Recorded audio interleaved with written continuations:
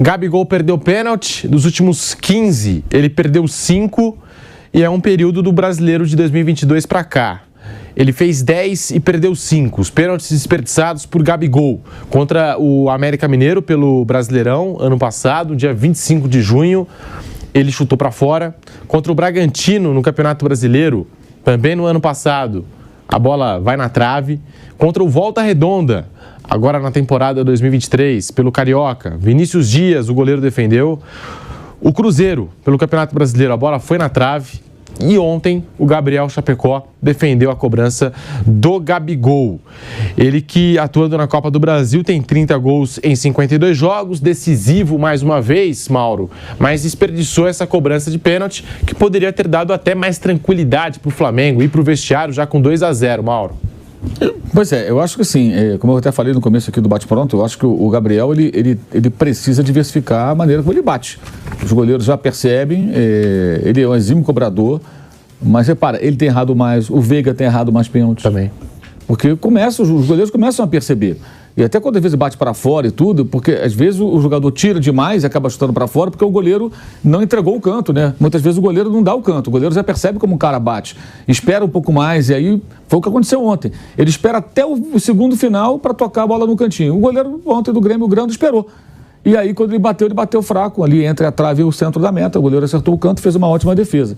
Eu acho que ele precisa treinar isso aí e mudar um pouco a forma de bater. Bater de outra maneira, bate uma hora no meio do gol, outra hora bate no canto, bate enviesado, bate no alto, bate daquele jeito clássico dele.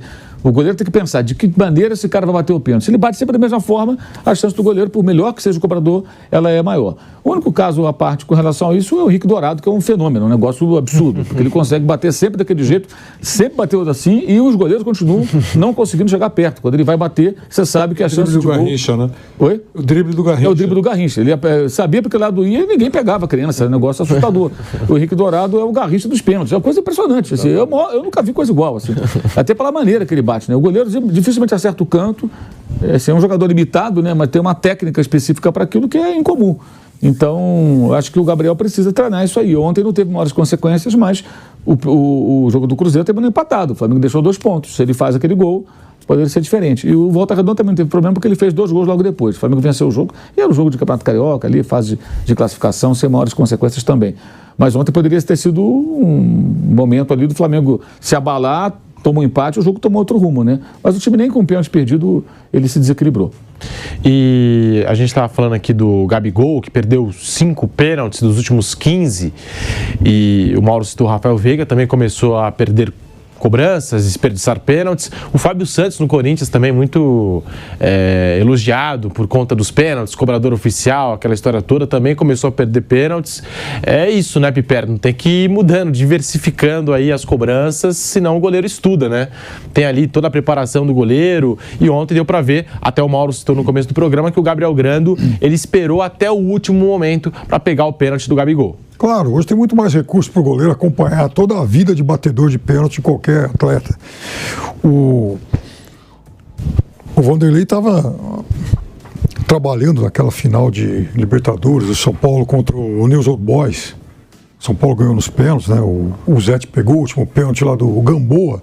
E o Zé já contou 1 milhão de vezes a história. Ó. O seu Valdir Joaquim de Moraes foi lá, assistiu, enfim, esse time jogando decisão por pênalti, me trouxe lá um caderninho, anotou tudo. Aí quando o Gamboa foi lá bater, gritou, ó, vai ser no tal canto. Aí eu pulei no tal canto lá e peguei. Quer dizer, imagina hoje, com todos os recursos, quer dizer, o Veiga fez 20 e poucos pênaltis consecutivos. Óbvio que todo goleiro passou a estudar melhor. O Gabriel, a mesma coisa. O Fábio Santos, que você citou. Então aí joga também a responsabilidade pro batedor, que vai ter que mudar um pouco a sua técnica, mudar a forma de bater para trazer um fator de surpresa aí pro goleiro que está lá do outro lado. E os goleiros também são cada vez melhores, né? Então é isso, quer dizer, é a surpresa, é a inovação que vai passar a fazer a diferença. Decisivo, o Gabigol balançou as redes, abriu o placar para o Flamengo, Vanderlei Nogueira, mas desperdiçou essa cobrança mudança que poderia ter dado aí um pouquinho mais de tranquilidade pro Flamengo já no primeiro tempo, Vanderlei. Eu falei também na abertura que ele bateu pessimamente, né? Até o Guilherme Silva, com doçura, disse que não foi muito feliz, né? Eu falei, pô, é um diplomata, né? Mas ele esperava mais. Eu falei, poxa, vai bater o Gabigol? Um abraço. Já falei, agora vai ficar pior. Esquece. Nós falamos isso. Ele recuou. Eu achei que, puxa, recuou. Eu pensei que ele sentaria o pé, fazia qualquer coisa assim. Então ele bateu mal mesmo. Agora, também é bom ressaltar que ele tem um enorme crédito, né? Tudo bem. A gente começa a comparar porque você só exige mais de quem tem competência e de quem sabe fazer gols, o que ele efetivamente sabe. Mas ele bateu mal. A gente está falando do Gabigol decisivo, ontem com o Bruno Henrique ao lado, fizeram fusão e os dois que eles têm ali, né, um entrosamento juntos, né? E ontem foi até legal ver aquela comemoração que foi repetida ontem por Vampeta e Flávio Prado no Canelada, também durante o jogo, Gabriel Dias e Flávio Prado, né? Espetacular. Dos companheiros foi um negócio sensacional. São bons nisso. E essa dupla sendo decisiva para o Flamengo, né, Mauro? O Bruno Henrique aí um baita reforço, esse retorno do Bruno Henrique ao time, e ele se entende muito bem com o Gabigol. Ontem eu imaginava até que o São Paulo fosse colocar um time com o meio campo mais encorpado, o Arrascaeta mais à frente, mais perto do Gabriel, sem o Bruno Henrique. Mas ele colocou o Bruno Henrique e foi uma ótima escolha, de fato. Ele fez um jogo muito bom, deu assistência para o primeiro gol e deu bastante trabalho ali pelo lado direito da defesa ao João Pedro. Foi muito bem o Bruno Henrique. Ele voltou rápido, né? Havia uma estimativa de 4 a 6 semanas para ele voltar a jogar depois daquela contusão contra o Palmeiras, e ele voltou em 2 semanas, né? E ontem, de novo, fez um bom jogo. E quem não jogou tão bem ontem foi o Arrascaeta, né? Até deu um passe ali para gol, mas não fez um grande jogo. Teve isso também, né? O Arrascaeta ontem não estava num dia muito inspirado. Ou seja, poderia ser pior para o Grêmio. Ô Piperno, e também a gente estava aqui introduzindo esse assunto, falando de Gabigol, Bruno Henrique, essa dupla, e ontem o Flamengo voltou a contar com um quarteto, né? Bruno Henrique, Gabigol, Everton Ribeiro, Arrascaeta. O Arrascaeta, até como citou o Mauro, talvez o mais apagado aí desse quarteto todo, mas o Gabigol balançou as redes, decisivo. O Bruno Henrique completou a marca de 200 jogos com a camisa do Flamengo, jogador importante, explosão, tem uma arrancada fantástica. E o Everton Ribeiro não vive, acho que, aquele auge, talvez de outros tempos do Flamengo, mas é um jogador importante para a construção da equipe, pelo menos no jogo de ontem foi. Eu acho que assombrou, eu fiquei, claro que ver os 4 jogando juntos, sempre muito bom para quem gosta de futebol. Agora, eu fico cada vez mais assombrado assim com a diferença do Bruno Henrique para o Cebolinha, né?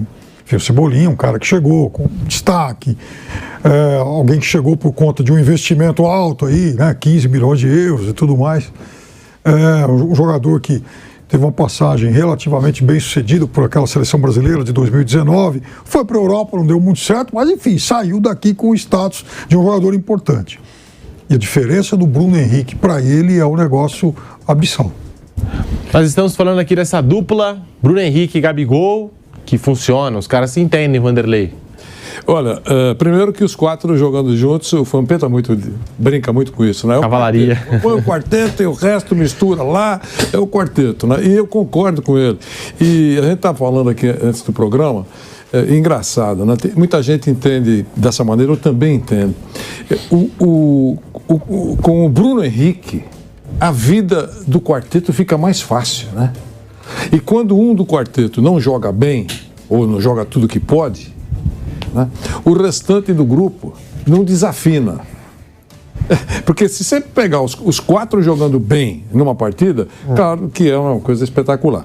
Agora, se um desses 4, essa tarde ou essa noite, ele não teve bem, a eficiência dos outros cobre, né, a menor eficiência do outro. Então, o Bruno Henrique, ele dá espaço para o Gabigol, eles se entendem, aquele coraçãozinho lá que foi feito, tem simbolismo, todo mundo foi. Agora a equipe aqui no corredor faz um coraçãozinho, é um negócio assim, como o Mauro falou, é um negócio tocante, né, Mauro? O coração que a gente vê aí no corredor, eles imitando. Não, sim, eles são muito bons nisso. Muito emocionante. E de longe, o Asmar fez a mesma coisa com a Lívia, quer dizer, é um negócio de morrer, emocionou. Pilhado que ontem ganhou mais uma aposta com o Vampeta, né? Mas não vai resolver. O Vampeta tá apostando no Grêmio. Se eu fosse o Vampeta, não pagava. Mas isso que eu queria falar é que o Bruno Henrique é extremamente importante. E eu fiquei muito feliz com o retorno dele, porque para muita gente ele ia voltar e não ia ter aquela mesma velocidade, aquele mesmo dinamismo, né? E ele está mostrando muita competência. O único susto é que cada vez que ele toma uma pancada e cai no campo, já vem na cabeça, será que ele sofreu uma contusão séria? Felizmente não tem acontecido. Mas realmente o quarteto afinado aí é complicado para os adversários.